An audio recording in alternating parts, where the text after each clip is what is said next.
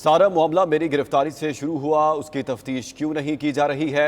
अगर 9 मई जनरल फैज ने करवाया तो उसकी तहकीकात होनी चाहिए। बानी पीटीआई के अडयाला जेल में सहाफियों से गैर रस्मी गुफ्तगू। कहा, फौज फैज हमीद से तफ्तीश कर रही है, करे, मेरा उनसे कोई ताल्लुक नहीं। बाजवा ने अपनी एक्सटेंशन के लिए मेरी हुकूमत गिराई।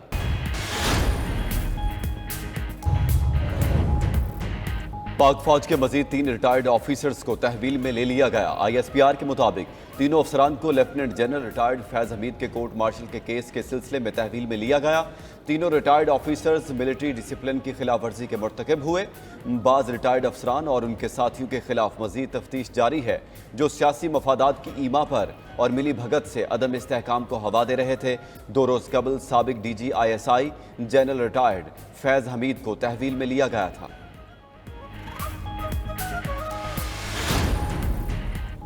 बानी पीटीआई की सहूलतकारी का इल्जाम, साबिक डिप्टी सुपरिटेंडेंट अडयाला जेल का पूरा नेटवर्क पकड़ा गया। मुबैना सहूलतकारी के शुबे में अडयाला जेल के मजीद 2 अफसरान से पूछगछ शुरू कर दी गई। जराये के मुताबिक असिस्टेंट नाजिम शाह, साबिक डिप्टी सुपरिटेंडेंट जफर गौरी समेत 6 मुलाजमीन से तफ्तीश की जा रही है। साबिक डिप्टी सुपरिटेंडेंट मोहम्मद अकरम और असिस्टेंट सुपरिटेंडेंट बिलाल पहले ही जेर तफ्तीश हैं। IG जेल खानाजात पंजाब को भी आगाह कर दिया गया। दोनों अफसरान को जून में हसास इदारों की रिपोर्ट पर ओहदों से हटाया गया था। कानून नाफिज करने वाले इदारों का जेल में सिक्योरिटी पर तैनात एहलकारों की कड़ी निगरानी का फैसला। फैज हमीद की गिरफ्तारी फौज का अंदरूनी मामला है। अगर फौज फैज हमीद से इंक्वायरी करना चाहती है तो करे, मेरा उनसे कोई लेना देना नहीं। बानी पीटीआई की अडयाला जेल में सहाफियों से गैर रस्मी गुफ्तगू। बोले, जनरल फैज के तालिबान से अच्छे ताल्लुकात थे, वो हमारा असासा था जिसे ज़ाया कर दिया गया। जनरल बाजवा ने अपनी एक्सटेंशन के लिए फैज हमीद को हटाया। नवाज शरीफ और शहबाज शरीफ के कहने पर फैज हमीद को हटाया गया। इस पर जनरल बाजवा से तलखी भी हुई। बानी पीटीआई मजीद बोले कि वज़ीर दिफा के कहने के मुताबिक 9 मई फैज हमीद ने कराया है। अगर ऐसा है तो उसकी तहकीकात होनी चाहिए। अगर ये एहतसाब कर रहे हैं तो सबका करें। मखसूस नशिस्तों के फैसले पर अमल ना करके ये लोग तीसरी बार आइन की खिलाफ वर्जी करेंगे।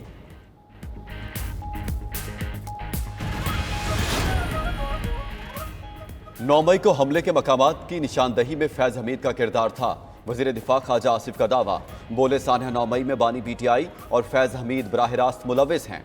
ऐसा नहीं था कि फौजी तनसीबात की जानिब लोग खुद गए, उनको टारगेट दिया गया था। फैज हमीद का सियासत में रोल रहा है। जब उन्हें आर्मी चीफ नहीं बनाया गया तो उन्होंने पीटीआई के परेशान जहन को इस्तेमाल किया।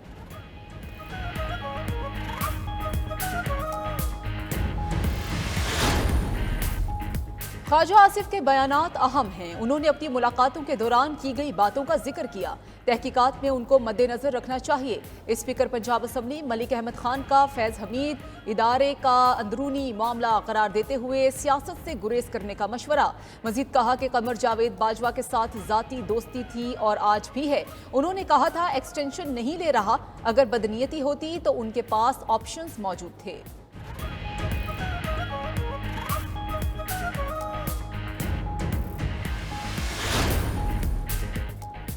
दुश्मन अनासर जाली खबरों और प्रोपोगंडे से अवाम और मुसल्लह अफवाज का रिश्ता कमज़ोर करना चाहते हैं। वेटरन समेत कौम की गैर मुसलसल हिमायत से ऐसी तमाम मज़मूम कोशिशों को नाकाम बनाएंगे। Army chief general Asim Munir का पाक फ़ौज के वेटरन्स के एजाज़ में इस्तकबालिया से गुफ्तगू। इस्तकबालिया में साबिक आर्मी चीफ राहिल शरीफ, इशफाक कियानी समेत रिटायर्ड अफसरान और जवानों की शिरकत। सिपा सालार ने मुल्क की सलामती और तरक्की में वेटरन्स की खिदमात को खराज तहसीन पेश किया। चैलेंजेस से निमटने के लिए इत्तेहाद और जज्बे को अहम करा दिया। साबिक फौजी अफसरान और जवानों ने अंदरूनी बैरूनी सिक्योरिटी चैलेंज से निमटने के लिए भरपूर हिमायत का इयादा किया।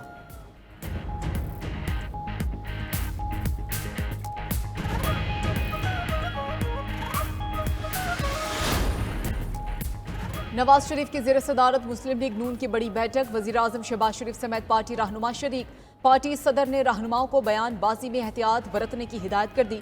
मजीद बोले कि मुल्क को नुकसान पहुंचाने वालों का एहतसाब जरूरी है, हमें अवामी मसाइल को ज्यादा फोकस रखना है। शहबाज शरीफ ने कहा कि मुल्क की बेहतरी के लिए हम दुरुस्त समत की तरफ चल पड़े हैं। हुकूमत और अस्करी क़यादत मिलकर मुल्क के फैसले कर रही है।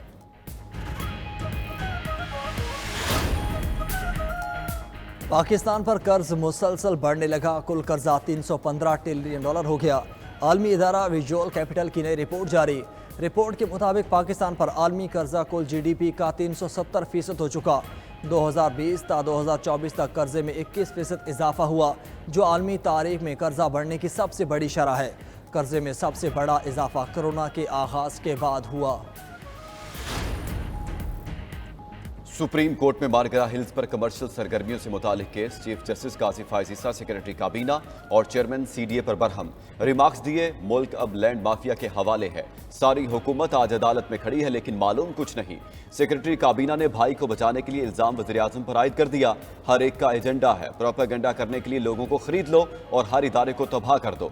ऐसे माफिया से मुकाबले के लिए हमारे पास कोई मीडिया टीम नहीं।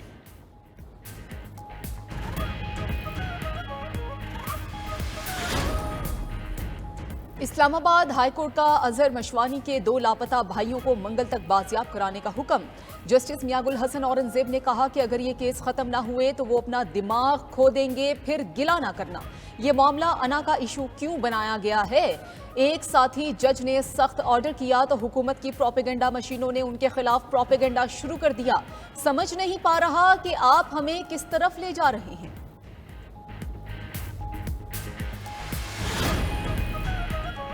Olympics gold medalist Arshad Nadeem का सिंध की तारीख में इस्तकबाल।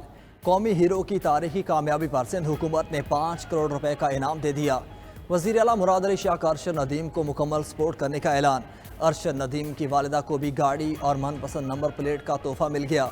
वज़ीर खेल मोहम्मद बख्श मेहर ने ज़ाती हैसियत में अरशद नदीम को 25 लाख रुपए का चेक पेश किया। गवर्नर सिंध कामरान टिसूरी ने कहा, अरशद नदीम ने तवील अरसे बाद मुल्क को कौम को इज्जत दिलाई, नौजवान नस्ल में नया जज्बा बेदार किया, मुस्तकबिल में मजीद टैलेंट उभरेगा। अरशद नदीम का गवर्नर सिंध के IT प्रोग्राम में शामिल तलबा के लिए 100 लैपटॉप्स देने का ऐलान।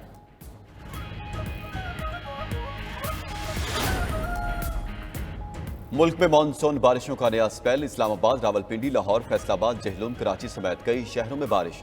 जुड़वा शहरों में बादल खुलकर बरस पड़े। निशेबी इलाकों में पानी जमा, गर्मी और हब्स में कमी आ गई।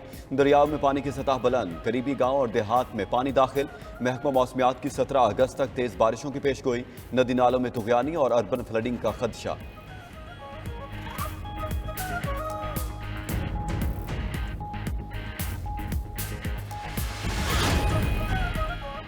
हब कैनाल बहाल होगी और एक नई कैनाल भी बनेगी। वजीर आला सिंध मुराद अली शाह ने 12 अरब 72 करोड़ रुपए फंड्स की मंजूरी दे दी।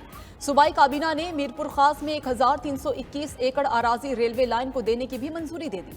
थर कोयले की मुंतकिली के लिए रेलवे लाइन बिछेगी।